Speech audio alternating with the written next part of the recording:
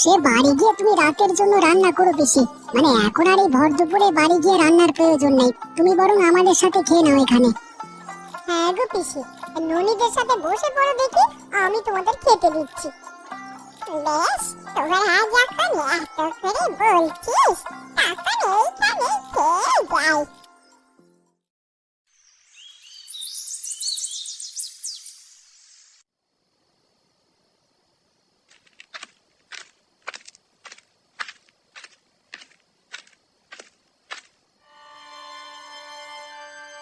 কি গো গিন্নি, এভাবে মন মরা হয়ে বসে আছো কেন? কি হয়েছে তোমার? তোমার কি শরীর খারাপ লাগছে নাকি? না, আমার কিচ্ছু হয়নি, এমনিতেই বসে আছি। আরে না না, আমাকে তা বললে তো আমি মানছি না। যে গিন্নি সারা দিন কথায় মুখরিত থাকে, আমাকে দু কথা না শোনালে যার ভালো লাগে না, সে কিনা আজকে সন্ধে ঘরে এসে চুপচাপ বসে আছে। কেন বসেও থাকা যাবে না বুঝি? আর সব সময় তার মানুষের কথা বলতে ভালো নাও লাগতে পারে। কি হয়েছে গিন্নি, আমাকে খুলে বলো। তুমি মন খারাপ করে থাকলে যে আমার ভালো লাগে না। বাড়িতে তো আমরা দুটো মানুষ থাকি কেবল, তুমি মন খারাপ করে বসে থাকলে আমি কার সাথে কথা কইব বলো তো? আমরা কি পাপ করলাম বলো তো, যার জন্য বিধাতা আমাদের এমন শাস্তি দিল? আমি তো কত মানুষকে সাহায্য করি, দান দক্ষিণাতে তো আমার কোনো ত্রুটি নেই। ওই এক কথা নিয়ে তুমি এখনো পড়ে আছো? তোমাকে না কতবার বলেছি এসব ভেবে আর মন খারাপ করবে না। মন খারাপ না করে কিভাবে থাকি বলো? আজ পর্যন্ত কত কিছুই না করলাম একটা সন্তানের জন্য, কিন্তু বিধাতা আমার কোল খালি রাখলো। এই যে তোমার কোনো পাপ নয় গিন্নি, আমার অতীতের পাপের জন্যই বুঝি বিধাতা এই শাস্তি দিয়েছে আমাকে, আর আমার জন্য এখন তোমাকেও ভুগতে হচ্ছে। কি এমন পাপ কাজ করেছিলে তুমি যে তার জন্য আজ আমার এত বড় সর্বনাশ হলো? নিশ্চয়ই কোনো খারাপ কাজ করেছো তুমি, না হলে কেন বিধাতা আমাদের এমন শাস্তি দেবেন? হ্যাঁ গো গিন্নি, হ্যাঁ, আমি যা অধম পাপী। এই জীবনে আমি অনেক পাপ কাজ করেছি, আর সেই জন্যই আজকে আমার এই দশা। কি করেছো তুমি সেটা আগে বলো আমায়, আমি জানতে চাই কি এমন পাপ তুমি আমার থেকে লুকিয়েছো। এই যে কঠিন এক সত্য গো, তুমি কি সইতে পারবে গিন্নি? হ্যাঁ পারবো, তুমি আমায় সব খুলে বলো তো। তবে শোনো সেই কথা।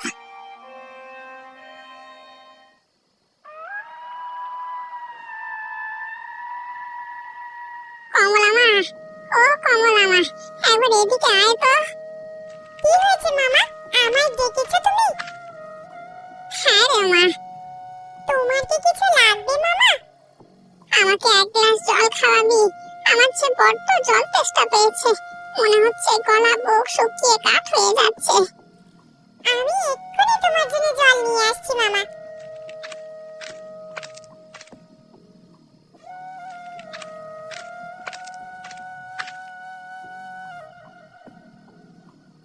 আরো জল খাবে কি মামা? না রে মা, তুই একটু আমার কাছে বস না, তোর সাথে আমার অনেক কথা আছে, এখন বলতে না পারলে যে আর বলবার সময় পাবো না আমি। কি বলছো মামা তুমি এসব? আমি ঠিকই বলছি রে মা, আমার হাতে আর বেশি সময় নেই। এতদিন তুই জেনেছিস তোর বাবা নেই, মারা গেছে, কিন্তু এটা মিথ্যে। কি বলছো কি মামা তুমি এসব? আমার বাবা বেঁচে আছে মানে? আরে মা, তোর বাবা বেঁচে আছে, আমি তোর কাছে সত্যিটা বলিনি, কারণ তোর মা আমাকে বলতে নিষেধ করেছিল। তাহলে কি আমার পরিচয়, কে আমার বাবা?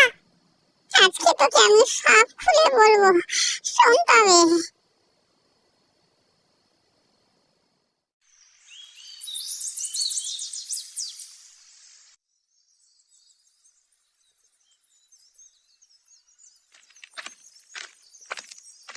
আরে সকাল সকাল সবাই একসাথে দেখছি। আরে বসো বসো, সবাই বসো। তা হঠাৎ করে কি মনে করে এলি তোরা? আবার কিছু বলবি আমাকে? আগে হ্যাঁ মোড়ল মশাই, প্রতিবার তো আমাদের গ্রামে ভোজনের আয়োজন করা হয়, এবারেও আমরা এমন কিছু করতে চাচ্ছি। বেশ, তো তা কি কি করতে চাও তোমরা? আমরা তো সবাই খুব একটা অবস্থা সম্পন্ন না, আমরা চাচ্ছিলাম খিচুড়ি আর কিছু ভাজা ভুজি থাকবে। তা বেশ, তো তাহলে আগামীকালই আয়োজন শুরু করে দাও সবাই মিলে, আর তোমাদের গিন্নিমাও থাকবে তোমাদের সাথে।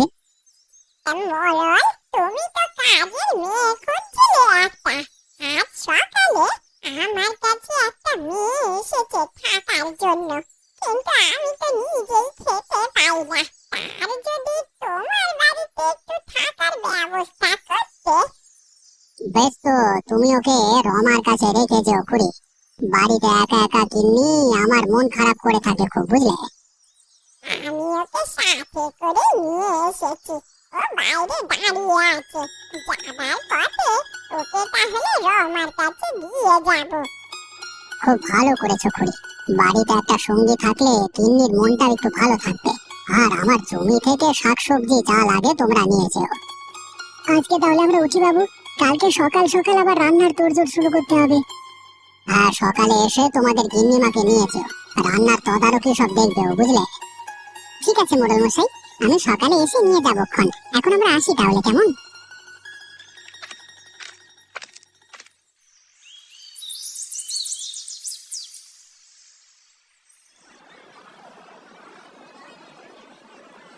আজকে রান্না থেকে খুব সুগন্ধ ছড়াচ্ছে দেখছি। এমন সুগন্ধ তো অনেক আগে খেয়েছি বলে মনে হচ্ছে। আজকে যে সব রান্না কমলাই করেছে একা হাতে। আমরা সবাই পাশে বসে তাকে সাহায্য করেছি কেবল। এই মেয়ে রান্নার হাত পাকা আছে, রান্নার সময় যা ঘ্রাণ ছড়িয়েছে না, সত্যি মেয়েটার হাতে জাদু আছে বলতে হবে। এক হাতে এত লোকের রান্না তো করেছে, সেই সাথে সবার জন্য আবার বেগুনের ভাজিও করেছে। এত এত বেগুন ভাজি করেছে, মনে হচ্ছে গ্রামে আজকে যেন বেগুন ভাজির মহাভোজ চলছে। বেগুন ভাজাগুলো খেতে অনেক মজা হয়েছে। কমলা দিদি বেগুন ভাজি করার সময় আমাকে দুটো কেটে দিয়েছিল। তাই নাকি? তাহলে তো আমাকেও খেয়ে দেখতে হচ্ছে আর কি কি হয়েছে।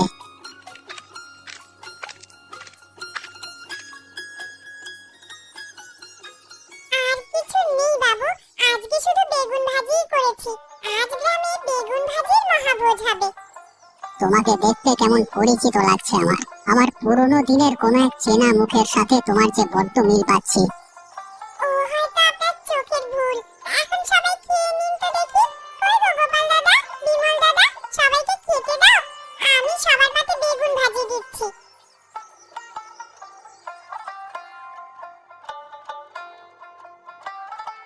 এই যে আমার অনেক পরিচিত খাবারের স্বাদ। এই রান্না কে করেছে? কে করেছে এই বেগুন ভাজি? আমি করেছি বাবু। কে? কে তুমি? আমি ইন্দুবালার মেয়ে। মনে পড়ে আপনার ইন্দুবালার কথা?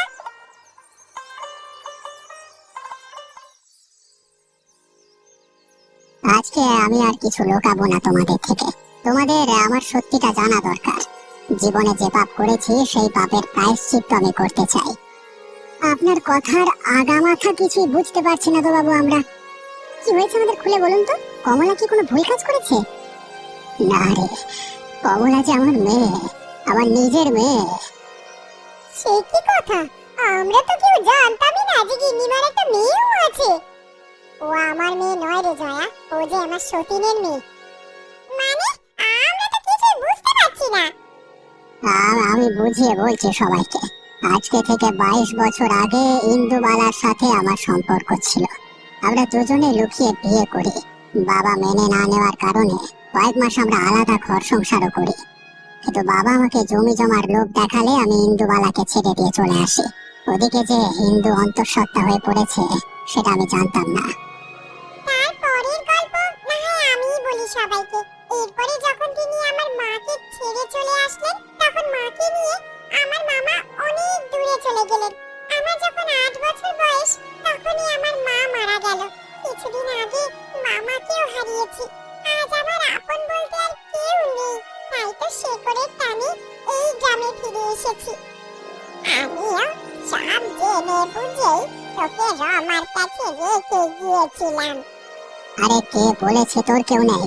আমি তোর বাবা, বেঁচে আছি এখনো। আগে যে ভুল করেছি এবারে আর সেই ভুল করতে চাই না মা। আমাকে তুই ক্ষমা করে দে। হয়তো আমি তোর আগের দিনের আনন্দ ফিরিয়ে দিতে পারবো না, কিন্তু সামনের দিনগুলোতে তোকে আমি খুব ভালো রাখবো রে মা। হ্যাঁ রে মা, আজ 20 বছর ধরে আমার কোলটা খালি হয়ে আছে। বিধাতা আমাদের এই জন্যই বোধহয় কোনো সন্তান দেয়নি। আজ থেকে তুই আমার মেয়ে, আমার কাছেই থাকবি তুই। গ্রামে বেগুন ভাজির মহাভোজ হলো ঠিকই, কিন্তু আমি তো মন মতন খেতেই পারলাম না। এই বিচার সালিশের জন্য আমার খাওয়াটাই বন্ধ হলো। বেশ তো, আজকের এই আনন্দের দিনে আগামীকাল গ্রামে আবার বেগুন ভাজির মহাভোজ হবে।